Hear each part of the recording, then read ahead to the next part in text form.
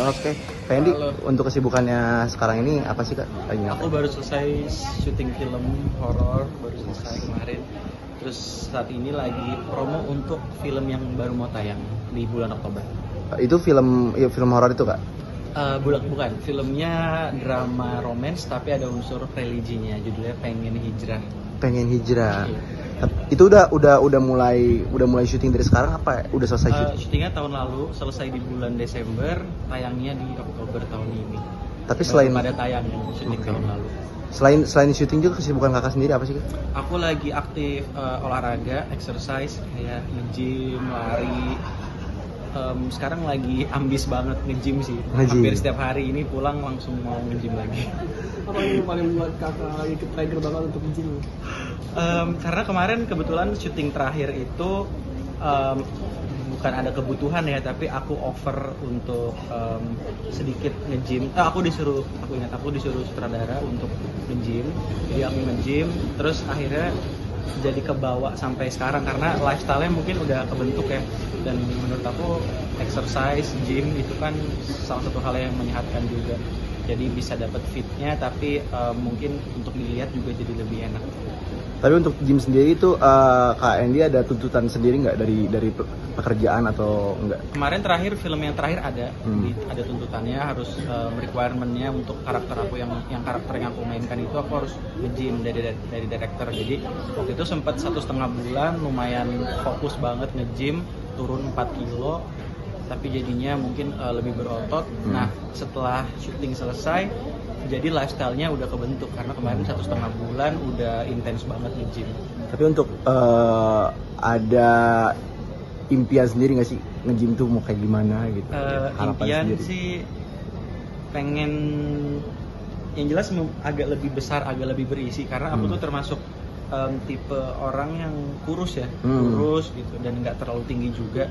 Jadi mungkin kalau ini tuh salah satu ngakalin look aku dengan cara aku nge-gym jadi bisa terlihat lebih berisi gitu. Biasanya itu kan orang-orang nge-gym tuh dia intermittent atau diet apapun Iya. itu kayak Andi sendiri ngalamin itu juga nggak? Kemarin sempat intermittent, jadi Oke. aku tuh ada beberapa program yang aku jalanin. Pertama aku bulking tuh makan yang banyak tapi lebih fokus ke protein, makan protein. Tapi setelah itu aku harus nurunin berat badan, makanya aku mulai intermittent. Jadi udah intermittent, terus aku diet protein juga. Oke. Gitu. Dan itu masih berlangsung sampai sekarang apa udah? Sekarang enggak. Udah enggak? Sekarang karena waktu itu kan mungkin dikejar waktu ya, jadi harus buru-buru gitu. Kalau sekarang ini kan karena belum ada project yang jalan lagi dan belum ada tuntutan lagi, jadi aku nikmatin prosesnya aja sih. Jadi kayak nggak terlalu strict, nggak terlalu ketat gitu. Tapi dengan angkat tuntutan film yang nge-gym ini, jadi masuk ke lifestyle kamu juga kan? Iya, karena awalnya tuntutan film, tapi ternyata setelah dilakukan terus-menerus itu jadinya nyaman gitu. Memang awalnya nggak nyaman karena aku tuh lumayan strict banget gym yang kemarin ya, sampai kan kalau intermittent diet itu kan kita makan cuman siang, terus ada jarak waktu makan cuman beberapa jam. Nah kemarin aku tuh jarak waktu makan aku cuma 4 jam. Jadi kalau aku makan jam 12, jam 4 sore aku udah stop makan. Dan itu juga masih diet gitu. Jadi aku nggak makan karbohidrat, nggak makan gula. Jadi udah intermittent, diet protein juga. Jadi itu lumayan nyiksa, kayak lemes banget, setiap hari pusing gitu. Cuman enaknya jadi mentalnya kebentuk. Jadi ini jadi lifestyle baru. Tapi kalau sekarang tujuannya untuk sehat, bukan untuk goal tertentu gitu. Tapi kan kalau sistem intermittent dan booking sendiri kan kayaknya sudah mulai berhenti ya. Nah, ketika dengan kegiatan kamu nge-gym terus syuting segala macam itu tidak berpengaruh sama diri kamu sendiri. Itu yang aku takutin bakalan berpengaruh. Makanya ketika aku ada aktivitas, misalnya aku sambil kerja, sambil syuting, aku nggak bisa terlalu diet yang ketat gitu karena udah pasti ganggu performance aku juga, karena kan jadinya nggak fokus ya, kadang kalau syuting jadi nggak fokus. Makanya justru aku kejar itu pas persiapan. Jadi pas persiapan 1 bulan 2 bulan sebelum syuting aku persiapan kejar. Nah pas udah syutingnya kan dari pagi, jadi misalnya sarapan ya aku sarapan tetap harus kena nasi karena itu karbohidrat itu kan energi ya.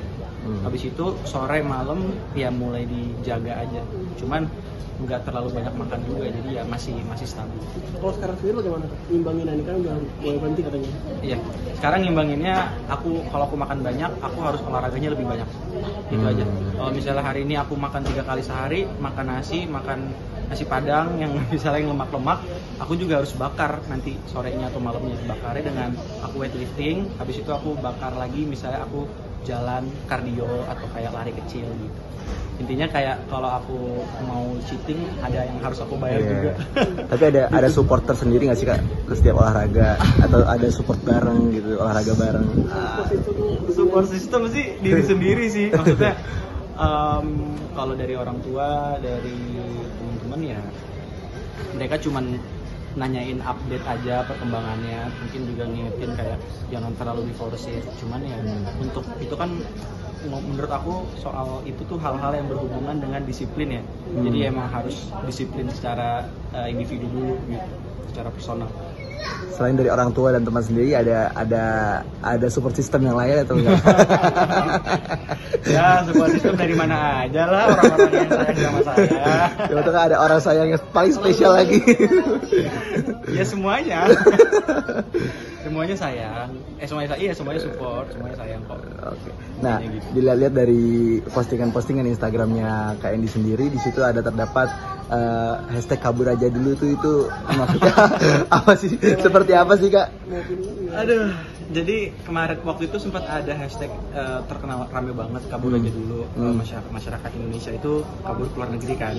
Nah kebetulan kemarin ketika aku syuting film terakhir itu ada berbau-bau tentang seperti itu juga, tentang isu-isu sosial politik gitu. Jadi menurut aku hashtag kabur aja dulu terus ditambahin dengan mau kabur kemana itu pas banget aja sih sama situasi kita sekarang.